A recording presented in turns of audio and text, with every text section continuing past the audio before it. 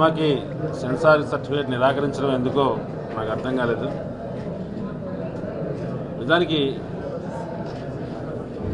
భారత రాజ్యాంగాన్ని ప్రమోట్ చేసే భారత రాజ్యాంగం ఒక్కటే సమస్యలకు పరిష్కారం అని, దాన్ని శరణం గచ్చామి అని చెప్పే సినిమాని దీనికి అవరోధాలు కల్పించడం అనేది నిజానికి అవరోధాలు కల్పించడమే రాజ్యాంగ వ్యతిరేకం అని అనుకుంటున్నాను. సినిమా కథ ఎట్లా ఉంది, ఎట్లా తీసి ఉండొచ్చు, ఎంత బాగా ఉంది అని పక్కన పెట్టి ఇవాళ ఏ సినిమాలోనూ కూడా ప్రస్తావనకు రాని అనేక ప్రశ్నలు, ఏ సినిమాలో కూడా సమకాలీనమైన సినిమాలో ప్రస్తావనకు రాని అనేకమైన సూటి నిశితమైన ప్రశ్నలు ఈ సినిమాలో మనం వింటాం. ఇటువంటి సబ్జెక్ట్ని తీసుకోవడం, అటువంటి ప్రశ్నల్ని ప్రస్తావనగానైనా సినిమాలో చూపించడం అనేది చాలా చాలా అరుదైన విషయం, చాలా ప్రశంసనీయమైన విషయం. ప్రేమరాజును అందుకు అభినందించాలి. ముఖ్యంగా అంబేద్కర్ విగ్రహం మీద తీసిన పాట చాలా స్ఫూర్తిదాయకంగా ఉంది. ఈ సినిమా భారతీయ మన తెలుగు సామాజిక చిత్రాల పరంపరలో ఒక విశిష్టమైంది. దీంట్లో కమర్షియల్ ఎలిమెంట్స్ కూడా కొన్ని ఉన్నాయి. కమర్షియల్ ఎలిమెంట్స్ అనేవి వివాదాస్పదం కావచ్చు, కానీ అది కాకుండా ఆ సినిమాలో సామాజికమైన ఈ అంశాన్ని ప్రవేశపెట్టడం, రిజర్వేషన్ అనే అంశం మీద అన్ని కోణాలను తీసుకొచ్చి చాలా నిర్భయంగా చెప్పవలసిన ప్రతి విషయాన్ని చెప్పడం అనేది చాలా చాలా రేర్. దీనికోసం నిర్మాతను దర్శకుడిని అభినందిస్తున్నాను. ఈ సినిమా మీద ఉన్న సెన్సార్ ఆంక్షలన్నింటినీ ఉపసంహరించుకోవాలి. తర్వాత రివైజింగ్ కమిటీలో పూర్తి స్థాయిలో సెన్సార్ సర్టిఫికేట్ ఇవ్వాలని నేను కోరుతున్నాను. ఇంతకంటే ఇవాళ ఏ సినిమాలకు సెన్సార్లు ఇస్తున్నారో చూసుకున్న తర్వాత ఈ సినిమాకి ఇవ్వకపోవడం చాలా సిగ్గుచేటైన విషయం. అందులో ఇంత గొప్ప ఆదర్శకరమైన సామాజికమైన సందేశం ఇస్తున్న సినిమాకి ఇవ్వకపోవడం అనేది మరీ అన్యాయమైన విషయం. కాబట్టి ఈ సినిమాకు ఉన్న అవరోధాలన్నీ తొలగిపోవాలని కోరుకుంటున్నాను. శరణం గచ్చామి ప్రేమ్రాజ్ డైరెక్షన్లో బొమ్మకు మురళి గారు కథ స్క్రీన్ ప్లే చేసి ప్రొడ్యూస్ చేసిన సినిమా సెన్సార్ ఎందుకు ఆగిపోయింది, సెన్సార్ చేయకుండా ఎందుకు వదిలేశారో అర్థం కాలేదు. First point. సెకండ్ పాయింట్, అన్ని సినిమాలు ఎంటర్టైన్మెంటే ఉండవు. కొన్ని సినిమాలు ఆలోచింపజేస్తాయి, కొన్ని సినిమాలు ప్రభావితం చేస్తూ ఉంటాయి. ఈ సినిమా ఆలోచింపజేసి ప్రభావితం చేసే సినిమా. అంతకుముందు పాత రోజుల్లో బాలచంద్ర గారు, మన దాసనారాయణరావు గారు, టి కృష్ణ గారు ఇలాంటి వాళ్ళు చాలామంది ఇలా ప్రభావితం చేసే సినిమాలు, ఆలోచింపజేసే సినిమాలు తీశారు. ఆ కోవలోకి వచ్చే సినిమా శరణం గచ్చామి. ప్లస్ చాలామంది భయపడతాం కూడా కాదు, మొహమాటంతోనో ఈ రిజర్వేషన్స్ మీద మాట్లాడటానికి మనకెందుకు వచ్చింది దీంట్లో మాట్లాడితే అని చెప్పి తప్పించుకు తిరిగే సమాజంలో ఒక మనిషి ధైర్యంగా ఒక సినిమా తీసి దాని గురించి పర్ఫెక్ట్గా చర్చించారు. అంటే రిజర్వేషన్స్ కావాలా వద్దా, వీళ్ళ ఆర్గ్యుమెంట్ ఏంటి, వాళ్ళ ఆర్గ్యుమెంట్ ఏంటి, వద్దనే వాళ్ళ ఆర్గ్యుమెంట్ ఏంటి, కావాలనే వాళ్ళ ఆర్గ్యుమెంట్ ఏంటి అనేది చక్కగా ప్రస్తావిస్తూ ప్రజలకు అర్థమయ్యేటట్టు చెప్తూ ప్రేక్షకుడిని బోరు కొట్టకుండా చూపించడం అనేది చాలా కష్టమైన విషయం. ఈ సమస్యను తీసుకొని చేసేటప్పుడు చాలా ఇంపాసిబుల్ థింగ్ అది. బట్ దాన్ని మనకు అర్థమయ్యేటట్టు, మనకి అవసరమైనట్టు, వాళ్ళు అర్థం చేసుకునేటట్టు చెప్పిన ప్రేమ్రాజ్ని అభినందిస్తున్నాను. ఈ సినిమా సెన్సార్ ఆపాల్సిన అవసరం లేదు. ఏ అక్షరం కానీ ఒక ముక్క కానీ సెన్సార్ చేసే ఇది లేదు. ఈ మధ్య వచ్చిన కోర్టు జడ్జిమెంట్ ప్రకారం అసలు వాళ్ళకి ఆపే హక్కు లేదు. వాళ్ళు సర్టిఫై చేసే హక్కే కానీ ఆపే హక్కు లేదు. మరి వాళ్ళు ఎందుకు చేశారో తెలియదు. బట్ రివైజింగ్ కమిటీలో అయిపోతుందని అనుకుంటున్నాము. అవ్వాలి. మంచి సినిమా, అందరూ చూస్తారని ఆశిస్తున్నాను. Thank you very much. శరణం గచ్చామి అనే సినిమా ఇవాల్టి అవసరం, ఇవాల్టి సామాజిక అవసరం.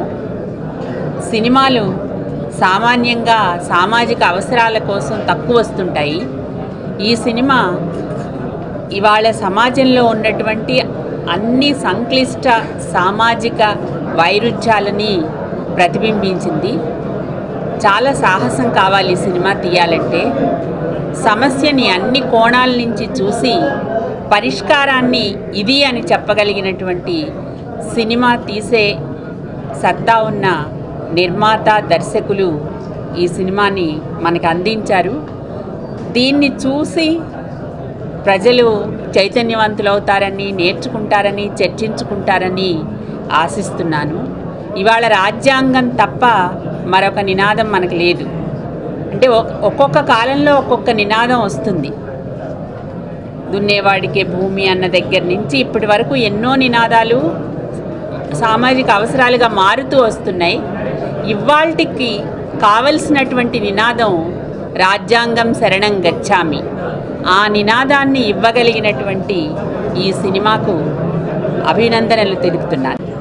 రాజ్యాంగాన్ని గౌరవించడము, అంబేద్కర్ విధానాన్ని గౌరవించడం అనేది ప్రశ్నార్థకమా అనేది ఒక డౌట్గా నాకుంది. ముఖ్యంగా సెన్సార్ బోర్డు అంటే బేసిక్ సెన్సార్ బోర్డుకు స్వేచ్ఛ లేనట్టున్నది అనేది నేను భావిస్తున్నాను. ఇంకో రకంగా ఈ సెన్సార్ బోర్డు ఒక సర్టిఫికెట్, ఒక మంచి సర్టిఫికెట్ ఇచ్చిందేమో అని కూడా నేను అనుకుంటున్నాను.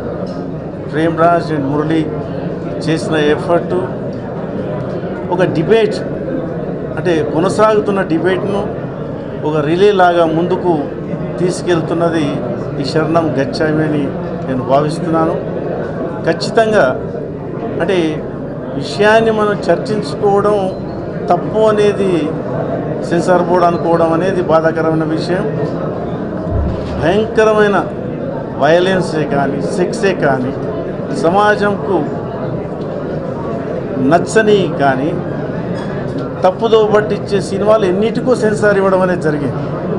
ఇక్కడ రాజ్యాంగాన్ని బేస్ చేసుకొని, అంబేద్కర్ ఆలోచనలను బేస్ చేసుకొని ప్రజలతో ఒక డిబేట్ స్టార్ట్ చేసిన సినిమాకి ఖచ్చితంగా రీజనల్ లెవెల్లో సర్టిఫికెట్ వస్తుందని నేను ఆశాభావం వ్యక్తం చేస్తున్నాను. కాబట్టి ఈ రకంగా రావడం కూడా ప్రజలను కూడా ఒక బలోపేతం చేసిన అవకాశం దొరికిందని నేను భావిస్తున్నాను. అలా కాదు, పరమ చెత్త నీచమైనటువంటి డ్యాన్స్లో లేకపోతే ఫైటింగ్లో లేక తెరంతా రక్తశక్తం చేయటము మాత్రమే ప్రజలు చూడాలి. ఒక బాధ్యత కలిగినటువంటి రాజ్యాంగం గురించి మన అందరికీ బాధ్యత ఉంది, రాజ్యాంగాన్ని మనం గౌరవించాలి అని చెప్పినటువంటి ఇలాంటి దర్శకులు, ఇలాంటి నిర్మాతలు చాలా తక్కువ.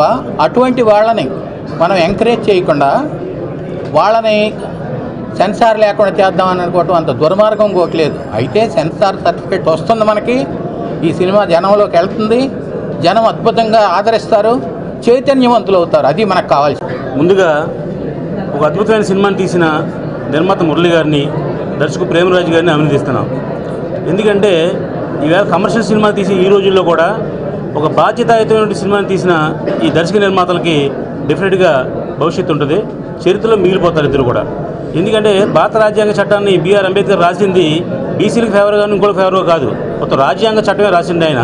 అయితే ఆయన బీసీ అవడం వల్ల అందరూ కూడా బీసీకి అనుకూలంగా రాశారనుకుంటారు. కాదు, భారత రాజ్యాంగ చట్టం అందరికీ అనుకూలంగా రాసిన మహానుభావుడు అంబేద్కర్ గారు. ఇక ఈ విషయంలో మన డైరెక్టర్ ప్రేమరాజు గారు, నేను సినిమా చూసి చెప్తున్నాను, ఇప్పుడు ప్రతి పాయింట్ని కూడా చాలా అద్భుతంగా తెరకెక్కించడం కాకుండా ఒక రిజర్వేషన్ వల్ల ఒక ప్రతిభావంతుడికి ఎలా నష్టపోయాడు, ఒక రిజర్వేషన్ వల్ల ఒక అట్టడుగున్నటువంటి వర్గం వాడు ఎలాగ ఐఏఎస్ ఆఫీసర్ అయ్యాడు అనే విషయాన్ని బ్యాలెన్స్గా చూపించారు. ఇది వ్యతిరేకం కాదు, సపోర్టు కాకుండా సినిమాను చాలా బ్యాలెన్స్. ఒక మంచి సినిమా తీసిన దానికి సెన్సార్ బోర్డు సభ్యులు అభినందించాల్సిన సినిమాని అసలు సర్టిఫికేట్ మేము తిరస్కరిస్తున్నాం సినిమాని చెప్పడం అనేది ఇది ఈ జాతిని, ప్రజల మనోభావాలను వ్యతిరేకించడం. అలాగే ఇది ఇప్పటి నుంచి కాదు, గతంలో నాటి గూడవల్లి రామబ్రహ్మం తీసిన మాలపిల్ల, రైతు బిడ్డ, అక్కడి నుంచి కూడా ఈ వ్యతిరేకత ఏ రాజ్యాంగం ద్వారా అయితే మొట్టమొదట నిషేధించబడిన సినిమా, బ్రిటిష్ వాడు అంటే నిషేధించాడు రైతు బిడ్డని. మొట్టమొదట ఈ భారతదేశంలో నిషేధించబడిన సినిమా రైతు బిడ్డ. ఈరోజు తిరస్కరించబడుతున్న సినిమా, ఇంత మంచి సినిమా, సమాజం కోసం తీసిన సినిమా, ఏ రాజ్యాంగం కోసం అయితే మీరు సినిమా తీశారో అదే రాజ్యాంగం ద్వారా వచ్చిన సెన్సార్ బోర్డు సభ్యులు ఈ సినిమాని తిరస్కరించారంటే ఎలాంటి భావజాలం ఉన్న వాళ్ళు ఈ యొక్క సెన్సార్ బోర్డులో ఉన్నారనేది ఫస్ట్ మనం అర్థం చేసుకోవాలి. ఇలాంటి ఒక మంచి సినిమాకి, దీని యొక్క విడుదలకి ఇది సమాజంలోకి వెళ్ళి ప్రజలను చైతన్యవంతపరిచేదానికి, ఆలోచింపజేసేదానికి ఖచ్చితంగా ఉపయోగపడే ఈ సినిమాకి దర్శకుల సంఘం, తెలుగు చలనచిత్ర దర్శకుల సంఘం అండగా నిలబడుతుంది. ఇదే ప్రేమరాజు గారిని, బొమ్మకు మురళికి నిజంగా అభినందనలు తెలియజేస్తూ ఇలాంటి మంచి సినిమా తీసిన దానికి మేము ఎలాంటి పోరాటానికైనా సరే దీనికి ముందుంటాం. ఈ సినిమాలు సమాజానికి రావాలి, ఇలాంటి సినిమాలు రావాలని మేము కోరుకుంటుంటే వచ్చేవాటిని వీళ్ళు తిరస్కరిస్తే మాత్రం సహించేది లేదు. అందరూ మిగతా ప్రజా కళాకారులు, ప్రజా సంఘాలను కూడా కలుపుకొని దీన్ని ముందుకు తీసుకెళ్ళి ఎలాంటి పరిస్థితుల్లో క్లీన్ యూ సర్టిఫికేట్ దీనికి ఇవ్వాలి. అవసరమైతే దీనికి ట్యాక్స్ కూడా రద్దు చేయాలి. తెలంగాణ మన 2 రాష్ట్ర ప్రభుత్వాలు, భారతదేశ ప్రభుత్వం కూడా అవసరమైతే అన్ని భాషల్లోకి డబ్ చేసి దీన్ని ట్యాక్స్ కూడా రద్దు చేయాలి. ఇలాంటి మంచి సినిమా తీసిన దానికి అభినందిస్తూ వెళ్ళని మా ఉన్నటువంటి సెన్సార్ బోర్డు అంబేద్కర్ యొక్క ఔన్నత్యాన్ని, ఈ దేశంలో ఉన్నటువంటి మెజారిటీ ప్రజల యొక్క మనోభావాల్ని తెలియపరిచినటువంటి ఈ గొప్ప చిత్రాన్ని తిరస్కరించడం అనేటువంటిది ఈ దేశంలో ఉన్నటువంటి అగ్రకుల ఆధిపత్యాన్ని ఈరోజు చూపెడతా ఉంది. ఖచ్చితంగా ఈ సినిమాలో సినిమా చూసిన తర్వాత హీరోలు చూస్తారు జనం. ఇప్పటికే ప్రేమ్ రాజ్ గారు, ఇప్పటికే బొమ్మకు మురళి గారు ప్రజలందరి దృష్టిలో హీరోలుగా మిగిలిపోయిళ్ళు.